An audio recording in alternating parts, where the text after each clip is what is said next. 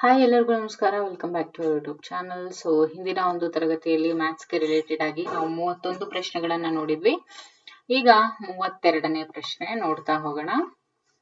32ನೇ ಪ್ರಶ್ನೆ ಏನಿದು? ಸಂಖ್ಯಾ ಶ್ರೇಣಿ. ಇವುಗಳನ್ನ ವ್ಯಾಖ್ಯಾನಿಸಿ ಅಂತ ಇದೆ. ಸಂಖ್ಯಾ ಶ್ರೇಣಿ ಅಂತ ಅಂದ್ರೆ ಏನು? ಸಂಖ್ಯಾ ಶ್ರೇಣಿ ಅಂತಂದ್ರೆ ನಿರ್ದಿಷ್ಟ ಸಂಖ್ಯಾ ವಿನ್ಯಾಸವನ್ನ ಹೊಂದಿರುವಂತ ಸಂಖ್ಯೆಗಳ ಸರಣಿಯನ್ನ ಸಂಖ್ಯಾ ಶ್ರೇಣಿ ಅಂತ ಹೇಳ್ತಾರೆ. ಅಂದ್ರೆ ನಿರ್ದಿಷ್ಟ ಸಂಖ್ಯಾ ವಿನ್ಯಾಸವನ್ನ ಹೊಂದಿರಬೇಕು. ಈ ರೀತಿಯಾಗಿರುವಂತ ಸಂಖ್ಯೆಗಳ ಸರಣಿಯನ್ನ ಸಂಖ್ಯಾ ಶ್ರೇಣಿ ಅಂತ ಹೇಳ್ತಾರೆ. ಇನ್ನು ಆಕೃತಿ ಶ್ರೇಣಿ ಅಂದ್ರೆ ಏನು? ನಿರ್ದಿಷ್ಟ ಆಕೃತಿಗಳ ವಿನ್ಯಾಸವನ್ನ ಹೊಂದಿರುವಂತ ಸರಣಿಯನ್ನ ಆಕೃತಿ ಶ್ರೇಣಿ ಅಂತ ಹೇಳ್ತಾರೆ. ನಿರ್ದಿಷ್ಟ ಸಂಖ್ಯಾ ವಿನ್ಯಾಸವನ್ನು ಹೊಂದಿರುವ ಸಂಖ್ಯೆಗಳ ಸರಣಿಯನ್ನ ಸಂಖ್ಯಾ ಶ್ರೇಣಿ ಅಂತ ಕರೆದ್ರೆ, ನಿರ್ದಿಷ್ಟ ಆಕೃತಿಗಳ ವಿನ್ಯಾಸವನ್ನು ಹೊಂದಿರುವಂತಹ ಸರಣಿ ಆಕೃತಿಯನ್ನ ಶ್ರೇಣಿ ಅಂತ ಹೇಳಿ ಕರೀತಾರೆ. ಇನ್ನು ತ್ರಿಕೋನೀಯ ಸಂಖ್ಯೆಗಳು ಅಂದ್ರೆ ಏನು? ನಾವು ನೋಡಿದ್ವಿ 3, 6, 9 ಇವೆಲ್ಲ ಏನು ತ್ರಿಕೋನೀಯ ಸಂಖ್ಯೆಗಳು ಅಂತ ನೋಡಿದ್ವಿ. ತ್ರಿಕೋನೀಯ ಸಂಖ್ಯೆಗಳು ಅಂತ ಹೇಳಿದ್ರೆ ನಿರ್ದಿಷ್ಟ ಸಂಖ್ಯೆಯ ಚುಕ್ಕಿಗಳನ್ನ ಬಳಸಿ ತ್ರಿಭುಜದಂತೆ ಜೋಡಿಸಬಹುದಾದಂತ ಸಂಖ್ಯೆಗಳು ಅಂತ ಹೇಳ್ತೀವಿ. ಏನು? ನಿರ್ದಿಷ್ಟ ಸಂಖ್ಯೆಯ ಚುಕ್ಕಿಗಳನ್ನ ಬಳಸಿ ತ್ರಿಭುಜದಂತೆ ಜೋಡಿಸಬಹುದಾದಂತಹ ಸಂಖ್ಯೆಗಳನ್ನ ತ್ರಿಕೋನೀಯ ಸಂಖ್ಯೆಗಳು ಅಂತ ಹೇಳಿ ಕರಿತೀವಿ. ಇನ್ನು ವರ್ಗ ಸಂಖ್ಯೆಗಳು ಅಂದ್ರೆ ಏನು? ವರ್ಗ ಸಂಖ್ಯೆಗಳು ಅಂತ ಹೇಳಿದ್ರೆ ಒಂದು ಪೂರ್ಣಾಂಕವನ್ನ ಅದೇ ಸಂಖ್ಯೆಯಿಂದ ಗುಣಿಸಿದಾಗ ಬರುವಂತ ಸಂಖ್ಯೆಯನ್ನ ವರ್ಗ ಸಂಖ್ಯೆಗಳು ಅಂತ ಹೇಳ್ತೀವಿ. ಓಕೆ, ಒಂದು ಪೂರ್ಣಾಂಕ ಇರುತ್ತೆ. ಓಕೆ, ಒಂದು ಪೂರ್ಣಾಂಕವನ್ನ ಅದೇ ಸಂಖ್ಯೆಯಿಂದ ಗುಣಿಸಿದಾಗ ಬರುವಂತ ಸಂಖ್ಯೆಯನ್ನ ವರ್ಗ ಸಂಖ್ಯೆ ಅಂತ ಹೇಳಿ ಕರಿತೀವಿ. ಇನ್ನು ಘನ ಸಂಖ್ಯೆ ಅಂತ ಹೇಳಿದ್ರೆ ಒಂದು ಪೂರ್ಣಾಂಕವನ್ನ 3 ಬಾರಿ ಗುಣಿಸಿದಾಗ ಬರುವ ಸಂಖ್ಯೆಯನ್ನ ಘನ ಸಂಖ್ಯೆ ಅಂತ ಹೇಳ್ತೀವಿ. ಓಕೆ, ಘನ ಸಂಖ್ಯೆ ಅಂದ್ರೆ ಗೊತ್ತಾಯ್ತು, ವರ್ಗ ಸಂಖ್ಯೆ ಅಂದ್ರೆ ಗೊತ್ತಾಯ್ತು. ವರ್ಗ ಸಂಖ್ಯೆ ಅಂದ್ರೆ ಏನು? ಒಂದು ಪೂರ್ಣಾಂಕವನ್ನ ಅದೇ ಸಂಖ್ಯೆಯಿಂದ ಗುಣಿಸಿದಾಗ ಬರುವಂತ ಸಂಖ್ಯೆಯನ್ನ ವರ್ಗ ಸಂಖ್ಯೆ ಅಂತ ಕರೆದ್ರೆ, ಒಂದು ಪೂರ್ಣಾಂಕವನ್ನ 3 ಬಾರಿ ಗುಣಿಸಿದಾಗ, ಎಷ್ಟು ಸಲ 3 ಬಾರಿ ಗುಣಿಸಿದಾಗ ಬರುವಂತ ಸಂಖ್ಯೆಯನ್ನ ಘನ ಸಂಖ್ಯೆ ಅಂತ ಹೇಳಿ ಕರೀತಾರೆ. ಇನ್ನು ಕೆಳಗಿನ ಲೆಕ್ಕಗಳನ್ನ ಮಾಡಿ ಅಂತ ಇದೆ. ಸಂಖ್ಯಾ ವಿನ್ಯಾಸ ಅಂದ್ರೆ ಏನು? ಈಗ ಆಲ್ರೆಡಿ ನೋಡಿದ್ವಿ ಸಂಖ್ಯಾ ವಿನ್ಯಾಸ. ಸಂಖ್ಯಾ ಶ್ರೇಣಿ ನೋಡಿದ್ವಿ ಅಲ್ವಾ? ಈಗ ಸಂಖ್ಯಾ ವಿನ್ಯಾಸ ಅಂದ್ರೆ ಏನು? ಒಂದು ನಿರ್ದಿಷ್ಟ ನಿಯಮ ಅನುಸರಿಸಿ ರೂಪಿಸಿದಂತಹ ಸಂಖ್ಯಾ ಸರಣಿಯನ್ನ ಸಂಖ್ಯಾ ವಿನ್ಯಾಸ ಅಂತ ಹೇಳ್ತೀವಿ. ಇನ್ನು 38ನೇ ಪ್ರಶ್ನೆ, 3, 6, 9, 12 ಈ ವಿನ್ಯಾಸದ ಮುಂದಿನ ಸಂಖ್ಯೆ ಯಾವುದು? ಈ ವಿನ್ಯಾಸದ ಮುಂದಿನ ಸಂಖ್ಯೆ ನೋಡಿ, ಅದು ಎಲ್ಲ 3 ಟೇಬಲ್ ಅನ್ನು ಫಾಲೋ ಮಾಡ್ತಾ ಇದೆ. 3 1s 3, 3 2s 6, 3 3s 9, 3 4s 12, 3 5s 15. So ಮುಂದಿನ ಸಂಖ್ಯೆ ಯಾವುದು? 15. ಇನ್ನು 2, 4, 6, 8, 10 ಈ ವಿನ್ಯಾಸದಲ್ಲಿ ಬಳಸಿದಂತಹ ನಿಯಮ ಯಾವುದು? ನಿಯಮ ಯಾವುದು ಅಂತ ಕೇಳಿದರೆ, ಹಿಂದಿನ ಸಂಖ್ಯೆಗೆ 2ಅನ್ನ ಕೂಡಿ ಮುಂದಿನ ಸಂಖ್ಯೆ ಪಡೆಯೋದು. ಓಕೆ, ಇಲ್ಲಿ ಪ್ರತಿಯೊಂದಕ್ಕೂ 2ಅನ್ನ ಆಡ್ ಮಾಡ್ತಾ ಹೋಗಿದ್ದಾರೆ. ಇನ್ನು 40ನೇ ಪ್ರಶ್ನೆ, 65, 70 ಆಮೇಲೆ ಡ್ಯಾಶ್ ಬಂದ್ಬಿಟ್ಟು 95 ಈ ವಿನ್ಯಾಸದಲ್ಲಿ ಬಿಟ್ಟು ಹೋದ ಸಂಖ್ಯೆ ಯಾವುದು? 65, 75, 85 ಬಿಟ್ಟು ಹೋಗಿರುವ ಸಂಖ್ಯೆ ಯಾವುದು? 85. ಇನ್ನು 2, 4, 8, 16, 32 ಈ ಸಂಖ್ಯಾ ಶ್ರೇಣಿಯ ನಿಯಮವನ್ನ ಬರೆಯಿರಿ ಅಂತ ಇದೆ. ಸೊ ಈ ಸಂಖ್ಯಾ ಶ್ರೇಣಿಯ ನಿಯಮವನ್ನ ನೋಡೋದಾದ್ರೆ, ನೋಡಿ ಇಲ್ಲಿ 2ಗೆ 2 ಅನ್ನ ಮಲ್ಟಿಪ್ಲೈ ಮಾಡಿದ್ರೆ 4, 4ಗೆ ಅಗೇನ್ 2 ಅನ್ನ ಮಲ್ಟಿಪ್ಲೈ ಮಾಡಿದ್ರೆ 8, 8ಗೆ 2 ಅನ್ನ ಮಲ್ಟಿಪ್ಲೈ ಮಾಡಿದ್ರೆ 16, 16ಗೆ 2 ಅನ್ನ ಮಲ್ಟಿಪ್ಲೈ ಮಾಡಿದ್ರೆ 32. ಸೊ ಇದರ ನಿಯಮವನ್ನ ಹೇಳೋದಾದ್ರೆ ಏನು ಇದ್ರದ್ದು ನಿಯಮ? ಹಿಂದಿನ ಸಂಖ್ಯೆಗೆ 2ರಿಂದ ಗುಣಿಸಿದಾಗ ಬರುವಂತದ್ದಾಗಿದೆ. ಅದು ಈ ಒಂದು ನಿಯಮವನ್ನ ಹೊಂದಿದೆ. ಇನ್ನು 3, 9, 27, 81 ಈ ಸಂಖ್ಯಾ ಶ್ರೇಣಿಯ ನಿಯಮವನ್ನ ಬರೆಯಿರಿ ಅಂತ ಇದೆ. ಇಲ್ಲಿ ಏನಾಗಿದೆ? 3ಅನ್ನ ಗುಣಿಸಿದ್ದಾರೆ ಅಷ್ಟೇ. ಹಿಂದಿನ ಸಂಖ್ಯೆಗೆ 3ಅನ್ನ ಗುಣಿಸಿದಾಗ ಏನ್ ಬಂದಿದೆ? ಅಂದ್ರೆ ಏನ್ ಹೇಳ್ಬೋದು? ಹಿಂದಿನ ಸಂಖ್ಯೆಗೆ 3ರಿಂದ ಗುಣಿಸಿ ಈ ಒಂದು ಸಂಖ್ಯಾ ಶ್ರೇಣಿಯ ನಿಯಮ ಇದಾಗಿರುತ್ತೆ. ಇನ್ನು ಕೆಳಗಿನ ಲೆಕ್ಕಗಳನ್ನ ಮಾಡಿ ಅಂತ ಇದೆ. ಈ ಶ್ರೇಣಿಯ ಮುಂದಿನ 2 ಪದಗಳನ್ನ ಬರೆಯಿರಿ. ಎ ಬಿ ಇಲ್ಲ, ಸಿ ಇದೆ. ಡಿ ಇ, ಎಫ್ ಇಲ್ಲ, ಜಿ ಇದೆ. So A B C D E F G, A B C D E F G H I J K. So ಮುಂದಿನ 2 ಪದಗಳು ಅಂತ ಹೇಳಿದ್ರೆ ಒಂದು ಐ ಆಮೇಲೆ ಕೆ ಆಮೇಲೆ 2 4 6 8 9 10 11 12. ಓಕೆ, ಸೊ I10 ಮತ್ತೆ K12 ಅಂತ ಹೇಳ್ಬೋದಾ? I10 ಮತ್ತೆ K12, ಎಸ್. ಓಕೆ, I10 ಮತ್ತೆ K12. ಇನ್ನು 1, 3, 7, 9 ಇಲ್ಲಿ ಬಿಟ್ಟು ಹೋಗಿರುವ ಪದಗಳನ್ನ ಬರೆಯಿರಿ ಅಂತ ಇದೆ. ಬಿಟ್ಟು ಹೋಗಿರುವ ಪದಗಳನ್ನ 1, 3, 5, 7, 9, 11. Okay, blue, green, red. Blue, green, red ಮುಂದಿನ 2 ಪದಗಳನ್ನ ಬರೆಯಿರಿ. Blue, green, red. Okay, blue, green, red ಬರುತ್ತೆ. ನೆಕ್ಸ್ಟ್ ಮತ್ತೆ ಬ್ಲೂ ಬರುತ್ತೆ. ಸೊ ಏನಂತ ಹೇಳ್ಬೋದು? ರೆಡ್ ಮತ್ತೆ ಬ್ಲೂ ಅಂತ ಹೇಳ್ಬೋದಾ? ಇನ್ನು 3, 6, 12, 24 ಈ ಸರಣಿಯ ಮುಂದಿನ ಸಂಖ್ಯೆಗಳನ್ನ ಕಂಡುಹಿಡಿಯುವ ನಿಯಮವನ್ನ ಬರೆಯಿರಿ ಅಂತ ಇದೆ. ನೋಡಿ, ಸರಣಿ ಸಂಖ್ಯೆಯಿಂದ ನಾವು ಸರಣಿ ಸಂಖ್ಯೆಯನ್ನ 2ರಿಂದ ಗುಣಿಸಿ ಮುಂದಿನ ಸಂಖ್ಯೆಯನ್ನ ಬರೆಯೋದು, ಅಥವಾ ಸರಣಿ ಸಂಖ್ಯೆಯನ್ನ ದ್ವಿಗುಣಗೊಳಿಸಿ ಮುಂದಿನ ಸಂಖ್ಯೆಯನ್ನ ಬರೆಯೋದು ಇದರ ಒಂದು ನಿಯಮ ಆಗಿದೆ. ಓಕೆ,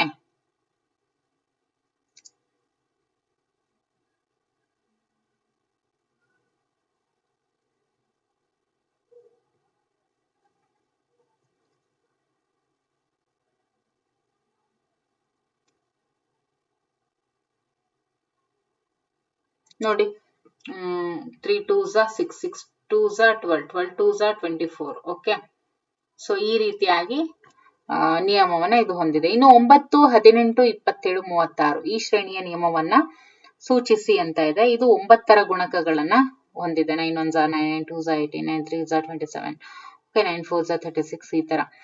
1 2 4 7 11 ಈ ಸರಣಿಯ ಮುಂದಿನ ಸಂಖ್ಯೆ ಯಾವುದು ಮತ್ತೆ ಯಾಕೆ ಅಂತ ಕೇಳಿದರೆ, ನೋಡಿ, ಸರಣಿಯ ಮುಂದಿನ ಸಂಖ್ಯೆ ಯಾವುದು ಅಂತ ನೋಡೋದಾದ್ರೆ 1 2 4 7 11.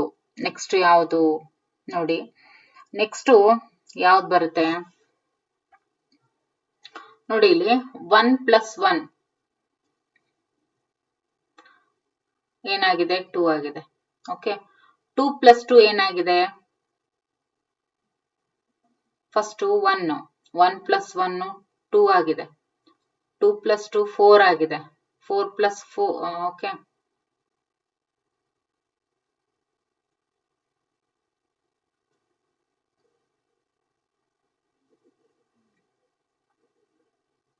ಇದನ್ನ ಯಾವ ತರ ಹೇಳ್ಬೋದು ನೋಡಿ, 1 ಓಕೆ, 1 + 1 = 2.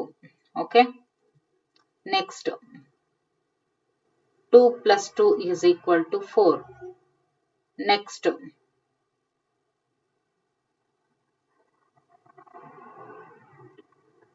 ಇಲ್ಲಿ ತಗೊಂಡಿರೋ ಸಂಖ್ಯೆನ ನಾವು ನೆಕ್ಸ್ಟ್ ತಗೋಬೇಕು. Okay, next 4 + 3 = 7. ಓಕೆ, ಮತ್ತೆ 7 + 4 = 11. ಮತ್ತೆ 11 + 5 = 16. ಸೊ 16 ಅನ್ನುವಂಥದ್ದು ಮುಂದಿನ ಸಂಖ್ಯೆ ಆಗಿರುತ್ತೆ. ಸರಣಿಯ ಮುಂದಿನ ಆಕೃತಿ ಯಾವುದು ಅಂತ ಕೇಳಿದರೆ, ಸರಣಿಯ ಮುಂದಿನ ಆಕೃತಿ ಯಾವ್ದಾಗಿರುತ್ತೆ? ಇದು ಈ ರೀತಿಯಾಗಿದೆ. ಅಂದ್ರೆ ಈ ದಿಕ್ಕಾಯ್ತು, ಅಂದ್ರೆ ಕೆಳಗ್ ಬಂದಿದೆ, ಮೇಲ್ ಬಂದಿದೆ, ಮತ್ತೆ ಕೆಳಗ್ ಬಂದಿದೆ.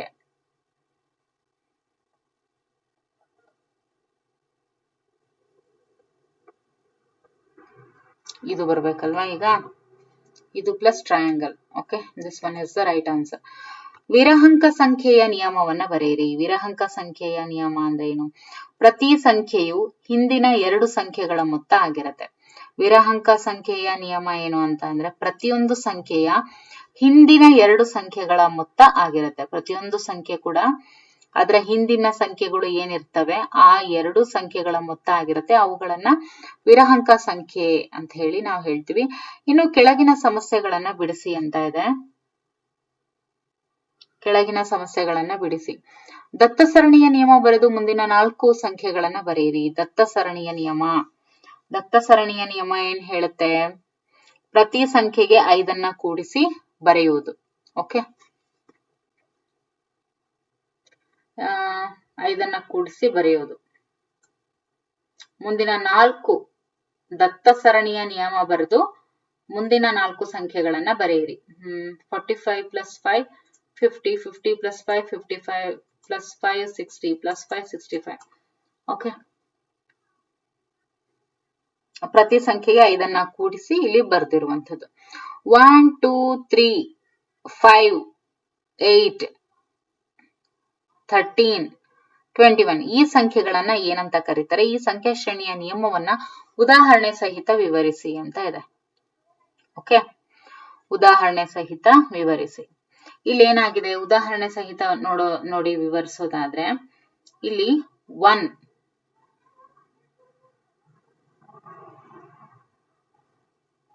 ಅಂದ್ರೆ ಇಲ್ಲಿ ಪ್ರತಿ ಸಂಖ್ಯೆಯು ಕೂಡ ಹಿಂದಿನ 2 ಸಂಖ್ಯೆಗಳ ಮೊತ್ತ ಆಗಿದೆ.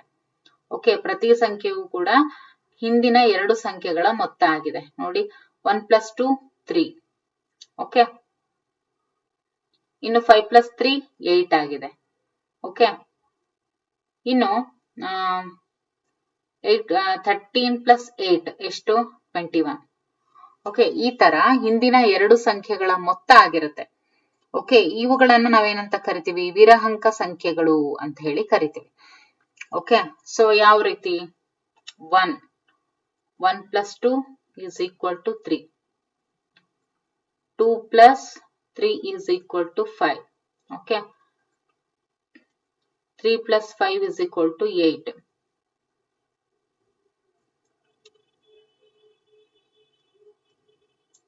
5 + 8 = 13. ನೆಕ್ಸ್ಟ್ 8 + 13 = 21. ಈ ತರ ಇವುಗಳನ್ನ ವಿರಹಂಕ ಸಂಖ್ಯೆಗಳು ಅಂತ ಹೇಳಿ ಹೇಳ್ತೀವಿ. ಕೆಳಗಿನ ಸಮಸ್ಯೆಗಳನ್ನ ಬಿಡಿಸಿ. ಈ ಸರಣಿಯ ಮುಂದಿನ ಸಾಲನ್ನ ಬರೆದು ನಿಯಮ ಬರೆಯಿರಿ ಅಂತ ಇದೆ. ಓಕೆ, ಈ ಸರಣಿಯ ಮುಂದಿನ ಸಾಲನ್ನ ಬರೆದು ನಿಯಮವನ್ನ ಬರೆಯಿರಿ ಅಂತ ಇದೆ. ನೋಡಿ, ಶ್ರೇಣಿಯ ಮುಂದಿನ ಸಾಲು 1 ನೋಡಿ ಯಾವ ರೀತಿಯಾಗಿದೆ.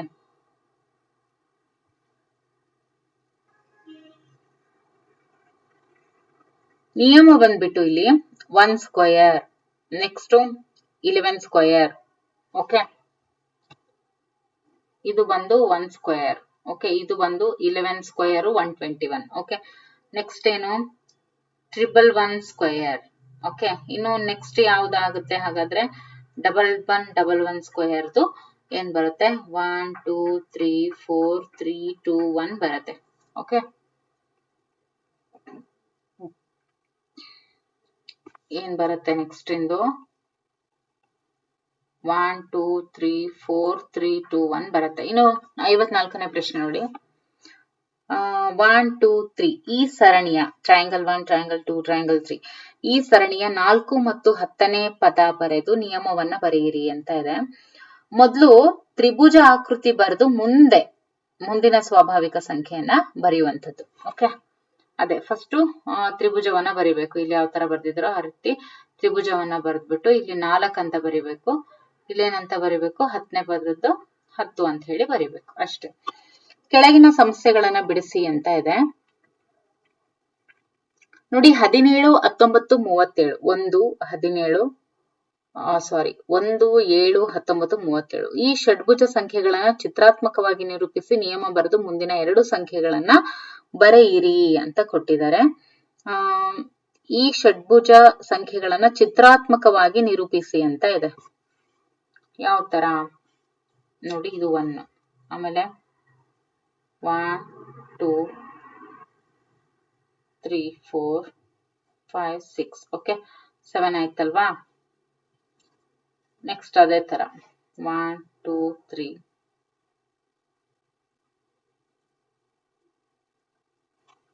ಸೊ ಈ ತರ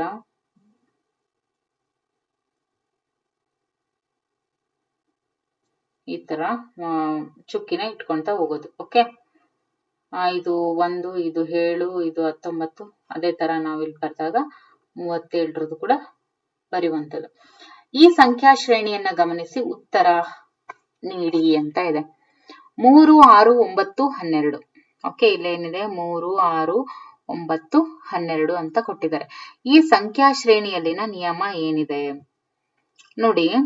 ಇಲ್ಲಿ ಹಿಂದಿನ ಸಂಖ್ಯೆ ಏನಿದೆ, ಹಿಂದಿನ ಸಂಖ್ಯೆಗೆ 3 ಕೂಡಿ ಮುಂದಿನ ಒಂದು ಸಂಖ್ಯೆಗೆ ವನ್ನ ಪಡೆಯೋದು.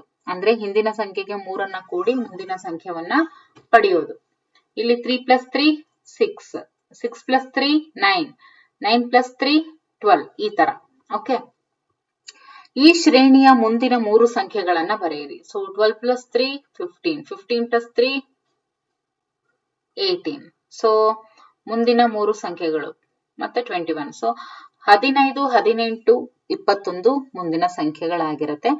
ಈ ಶ್ರೇಣಿಯಲ್ಲಿ ಬಿಟ್ಟು ಹೋದ ಸಂಖ್ಯೆಗಳನ್ನ ಹೇಗೆ ಕಂಡುಹಿಡುವಿರಿ ಅಂತ ಇದೆ. ಬಿಟ್ಟು ಹೋದ ಸಂಖ್ಯೆಗೆ ಹಿಂದಿನ ಸಂಖ್ಯೆಗೆ 3 ಕೂಡಿದ್ರೆ ನಮಗೆ ಬಿಟ್ಟು ಹೋದಂತ ಸಂಖ್ಯೆ ಸಿಗುತ್ತೆ. ಓಕೆ, ಸೊ ಇಲ್ಲಿವರೆಗೂ